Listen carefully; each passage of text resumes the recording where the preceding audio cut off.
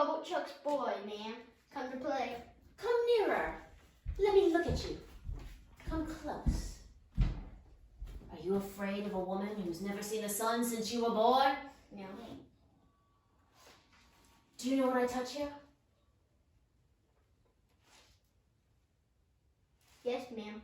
What is it? What do I touch? Your heart. Broken! I'm tired. I want diversion. I've done with men and women. I have a sick fancy. I want to see some play. There. Play, play, play. Are you sullen and obstinate? No, ma'am. I'm very sorry for you. Very sorry I can't play just now. You can play, and I fear I shall get into trouble with my sister. So I would do it if I could. But it's so new here, and so strange, and so fun, and so melancholy. So new to him, so old to me. So strange to him, so familiar to me. So melancholy for both of us. Go, call Estella. I hope you enjoyed that scene from Chapter 8 of Great Expectations. My son, Timothy, is 8 years old, and at this point in the novel, so is our main character, Pip. And I love Miss Havisham. She's my favorite character in all of literature.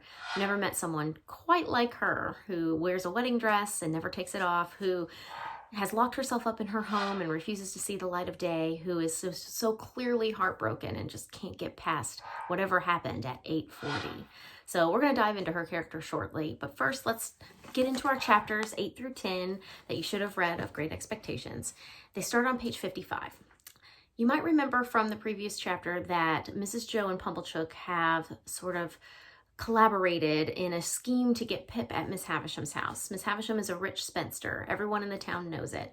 And Mrs. Joe is hoping that Pip might make his fortune there by going to play. And so Pumblechook takes Pip in his chaise cart, and he has to spend the night with him until the next morning when he'll be dropped off at Miss Havisham's. And we have a little bit of prison imagery on page 55 because Pumblechook has made his money being the corn chandler of the town, the seedsman. And so Pip wonders about the seeds in their little packets and when they might break out of their jails and bloom. You also might recall that Pip's name means a small seed, and that this whole novel, this Bildungsroman, is Pip's coming of age. So this instance of him leaving home for the first time and staying away from home, he's never been away from Joe before in his memory, that this is Pip's catalyst to start his own growth as our small seed narrator. The next morning on page 56, Pumblechook has a new idiosyncrasy, if you will. He's quizzing Pip on arithmetic. This times this, and this 7 times 9, boy, and 7, and 8, and 2, and 6, and 10. And all Pip's trying to do is eat breakfast. So another unsatisfying meal experience for Pip, similar to the one he had on Christmas Day. These are just, meal imagery is part of the novel, and what would be expected to be a good meal often is not, and the unexpected meals often are more rewarding. So it's just sort of a neat little ironic motif that Dickens weaves throughout the novel. You may have also noticed that Pumblechook watered down Pip's milk, so he's drinking more water than milk, and other little details. But by around 10 a.m., breakfast is over and Pumblechook's going to drop Pip off. And so we realize that Miss Havisham lives in a home called Satis House. And it's a big, nice place, but it's barred. Take a look at page 57 at the top. So we came to Miss Havisham's house, which was of old brick and dismal. It had a great many iron bars to it. Some of the windows had been walled up, and those that remained on the lower were rustily barred. Miss Havisham has imprisoned herself. She's locked herself into her home, and the home is called Satis House, which is ironic because Satis means enough in some other language, and it's also the prefix for satisfy, but she is not satisfied. She's miserable, and so it's just kind of another ironic twist here. This home used to be a brewery, and so that's how Miss Havisham made her money, is from the proceeds of selling beer. And there's still beer there, even though it's not an active brewery anymore. Well, Miss Havisham doesn't answer the door. She never sees the light of day, but she sends her little girl, Estella, who is Pip's age, to answer the door. Estella is Latin for star. So if you remember from chapter 7 at the end, Pip was in Pumblechook's chaise cart and stars were twinkling out one by one. That was foreshadowing Estella's arrival. Estella is going to be the light in Pip's life. But like stars in the sky, she's out of reach. And she is aloof and cold toward Pip, indifferent toward Pip. And so while Pip is going to fall hard for her, she's going to treat him pretty poorly, as we already see in chapter 8. So when we get inside the house and Estella is leading Pip, who's completely incredulous by this experience, and Estella is just like too cool to be involved in this. Pip observes at the bottom of 58 that she was a girl of my own age, but she was very beautiful and self-possessed. She was scornful of me as if she were 21 and a queen. So that's how Estella treats Pip. But they go inside and the home is completely dark. No natural light is ever allowed, and it's only lit by lots and lots of candles. So I want to put a pause. If you remember when we first met convict number 1, and he was characterized by all this water imagery, Miss Havisham is that character's foil. She is characterized by fire imagery, and her personality is fiery. She's not cool. She's not laid back, Miss Havisham. Whereas convict number 1 was trying to escape from prison repeatedly.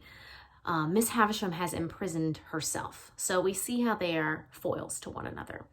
Anyway, so Estella picks up a candle and takes Pip through all these dark passages in Satis house, and then just sort of drops him off at the door and takes her candle with her. So she, without Estella, there's no light in this house. When he is brought in, page 59 at the bottom, here is Miss Havisham's description, bottom of page 59. She was dressed in rich materials, satins and lace, all of white. Her shoes were white. She had a long white veil dependent from her hair, but her hair was white. Some bright jewels sparkled on her neck and on her hands and lay on the dressing table. She only had one shoe on. The other was on a table near her hand, and her veil was but half arranged, okay? If you turn to page 60, Pip, the more he stays in that room and observes her, he realizes that what he thought was white was actually kind of faded and yellow. And the bride within the dress was also withered, and like the flowers had no brightness left in her sunken eyes. She was skin and bone like a skeleton. And then he comes to realize that all the clocks in the room have stopped at 20 minutes to 9. 20 minutes to 9 repeated, so 8:40. Okay, so let's think about this. Something has happened at 8:40 and everything stopped. She stopped getting ready for her wedding. She only had one shoe on. Her veil was only partially arranged. She has frozen herself in the amber of this moment and has not moved on for decades. And so we have the scene that my son Timothy and I just acted out. And it's kind of funny. My heart, it's broken, and I've never seen this light of day since you were born, Imagine little Pip, who is like, what am I doing here with this woman? And she wants him to play? He has no idea what that means. So she ends up calling Estella, and they're going to play a card game together. Okay, so this isn't like some weird pedophile situation. But Miss Havisham does seem to have a plan. On page 62, when Estella arrives, her light came along the dark passage like a star. Estella means star. Her candle is a romantic light coming in. And she's like, oh, play with this boy? He's just a common laboring boy. So Estella is too good for Pip, right? But Miss Havisham whispers in her ear, well, you can break his heart. What is Miss Havisham's master plan here? They play this game and Estella mocks Pip throughout. Pip obviously keeps, losing at this game. And also he calls what we call the jacks. He calls them jacks, but I guess the upper class British call them knaves. And then his hands are coarse and his boots are thick. And so she's really laying on the criticism. And poor Pip is feeling very inferior. On page 63, Miss Havisham pulls him close and she says, what do you think of her? She says many hard things of you, but you say nothing of her. And Pip says, I don't like to say. And Miss Havisham says, tell me in my ear. He says, I think she's very proud. Anything else? I think she's very pretty. Anything else? I think she's very insulting. Anything else? I think I should like to go home and never see her again, although she's very pretty. Well, I'm not sure I shouldn't like to see her again, but I'd like to go home now. So Pip has had his fill of this moment. And Estella leads Pip down, serves him like a dog, some food and some beer. And of course, remember, he's only 8 years old. So this beer kind of makes him intoxicated for sure. But he's so upset. Estella leaves him by himself, but she's always watching like the star. So she'll go up, into various parts of the home and look down on Pip in the courtyard, and she's watching. But Pip just starts to cry. Page 65. I was so humiliated, hurt, spurned, offended, angry, sorry. I cannot hit the right name for the smart. God knows what the name was, and the tears started to my eyes. And he's crying, and he's pulling his hair, and he's kicking the wall, and she is watching every minute of this. And it's this also discovery that up until now, Pip was oblivious, but his childhood has been terrible. And he just feels like he's been served this huge injustice. He can't function in any other world outside of the forge. So Estella, everywhere he turns, he'll suddenly see her, as Pip is exploring the grounds. And on page 67, you may have noticed he has this really weird hallucination. He thinks he sees Miss Havisham hanging in the trees, as though she were dead. And then it's gone. So whatever that moment is it foreshadowing? Is it his intoxication? We'll have to hold on to that, because Pip, it's just a hallucination. It's not a real vision, but it's nothing that he actually sees. But this mirage is something significant. So Estella comes down to lead Pip out of the gate, and she's got this triumphant glance toward him, and she says, "Why don't you cry?" And Pip says, "Well, because I don't want to." And she says, "You do. You've been crying till you're half blind, and you're near crying again now." So she lets on that she's been watching him this whole time, like a star. And Pip ends up walking, well, first to Pumblechook's, but he's not home. So he walks 4 miles all the way back to the forge. And for an 8-year-old child, that's a long walk. But it parallels the long walks that Dickens used to take as a child. So he's putting, remember, a little bit of his autobiography in here. Chapter 9 is a really short chapter, but everyone wants to know Pip's experience. Miss Havisham's so mysterious, so they're all ganging up on Pip to get the details on what she's really like in person. And Pip, I think, respects her obvious, sadness, and he doesn't reveal what he has truly seen. Instead, he just sort of tells lies. First, he's resistant to say anything at all, but Mrs. Joe quickly smashes his head against the wall, and so he has to come up with something. So he says that she's very tall and dark, that she was sitting in a black velvet coach, and they ate cake and wine on gold plates, and there were 4 immense dogs fighting over veal cutlets, and they played with swords and flags. And he just makes up all this stuff, and they couldn't believe it. But the only thing he said that was the truth is that there was no daylight in the room, but it was all lit up with candles. And Pumblechook's like, "Oh yeah, that's true. I've seen that at least." And so when it's all said and done, and they're all, giddy with this information, Pip finally comes out and talks to Joe. Now, remember, Pip's coming of age. At this point in the novel, he's 8. He's stolen from his family. He's lied. He's helped an escaped convict, so he's broken some rules here. And he confesses to Joe that that's all a lie. Everything he just said were all lies. And Joe's astonished that Pip would do this. And Pip says, I just wish you hadn't taught me to call my knaves at cards jacks, and I wish my boots weren't so thick, and I wish my hands weren't so coarse. So Pip comes right on out with it. I wish things were different. I wish we were different. And Joe's not very bright, but Joe is incredibly wise. So even though he is not literate, and he's not educated, and he's not articulate, he is incredibly sagacious. And so he says on page 74, he says, "Well, Pip, you have to be sure of one thing, that lies is lies. Don't you tell no more of them, Pip." He says, "Likewise, you're an uncommon scholar," referring back to that terrible letter that Pip had written in all sorts of grammar and spelling mistakes. And Pip says, "No, I'm ignorant and backward, Joe." And Joe says, "Well, Pip, be it so or be it so'n't. You must be a common scholar afore you can be an uncommon one, I should hope. The king upon his throne with the crown upon his head can't sit and write acts of parliaments in print without having begun when he were an unpromoted prince with the alphabet." So Joe makes a very good point. We all start somewhere. And yes, maybe Pip is not super brilliant yet, but he's going to be. He's going to learn. He's already solicited Biddy for help, beyond what he can glean at Mr. Wopsle's great-aunt's little school. And so Joe, being the only caregiver of Pip, the only one who will literally and figuratively carry him through these early days. He says, well, you're not going to be uncommon going straight, and you'll never go through it being crooked. So in other words, you've got to do it the right way. You've got to be honest, and then don't tell any more lies. So the end of this chapter is older narrator Pip reflecting back. Remember, we have sort of a dual storyteller situation where older Pip is telling us this story and younger Pip is living it. So here's older Pip's very famous words. Talking about the day at Miss Havisham's, he says, that was a memorable day to me, for it made great changes in me. But it's the same with any life.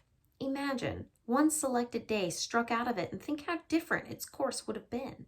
Pause, you who read this, and think for a moment of the long chain of iron or gold, of thorns or flowers, that would have never bound you but for the formation of the first link of that one memorable day. So in other words, this time of leaving the home and going to Miss Havisham's has changed him forever. Pip will never be the same after this moment. And I do want to mention that Pip is to return to Miss Havisham's. In chapter 8, she told him to come back in 6 days. Now, even though Miss Havisham doesn't pay attention to the days of the week and the weeks of the year, she does somehow know something's going to happen in 6 days. And so that'll be chapter 11. Really quickly, chapter 10 is in between the interval of Pip visiting Miss Havisham and Pip returning to Miss Havisham. And it's a Saturday night. They're at a little bar, a public house called the Three Jolly Bargemen. And that's going to be a setting that we return to frequently. And so Joe is drinking some rum. Mr. Wopsel's there. And so's this strange dude who's sitting next to Joe. And Pip arrives. And it's obvious that this stranger is here for Pip's benefit. He offers to buy Joe a drink. Joe was like, I drink on my own dime. No, thank you. And when the alcohol is served, it's rum and water. Only Pip is watching, making eye contact with the stranger. But the stranger pulls out Joe's file and starts to stir it in his cup. And then he puts it away and then he's drinking it. And Pip's like, oh my gosh, that's a secret signal. That is stranger with the file commenting wordlessly to Pip that he knows convict number 1. And so he starts asking all these questions, trying to find out, who is this Pip? How is he related to Joe? And of course, Joe can't really articulate it, but, he's not my nephew, but anyway. And Wopsle goes into some monologue from King Richard III. You may have been able to pick up by now, Wopsle is not happy as a church clerk. Wopsle has secret aspirations to become an actor, so he's constantly affiliated with allusions, especially to Shakespeare. So just keep your eye on Wopsle's character there. But this guy, this stranger with the file, he'll rub his leg really mysteriously, and that's, I think, him indicating the iron leg from convict number 1. And then he squints his eye and pretends to shoot like an invisible gun. So he's got all these strange idiosyncrasies that shroud his character. At the end of the chapter, though, he says, you know what? I have a bright new shilling I want to give to the boy. Is that okay? And he slips it to Pip in paper. But when they get home, they realize it's not paper. It's 2 1-pound notes, $2, but in pounds because it's British. And this is a lot of money for this poor family and back in these times. So Joe is freaking out, and he immediately returns to the Three Jolly Bargemen, trying to find the man, thinking that maybe this was an accident. Maybe he had slipped him this money accidentally.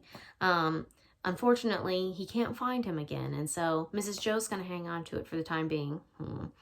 But I'll tell you, it was no mistake that this new stranger, we're going to call him secret convict number 3 since he's affiliated with the other convict, he has somehow and for some reason paid Pip. So stay tuned to chapters 11, 12, and 13. Those are due for the next time, and I'm going to post an update of your character chart online, so I want you to fill it in to account for Miss Havisham, Estella, and Stranger with the File. Thanks for watching. Bye.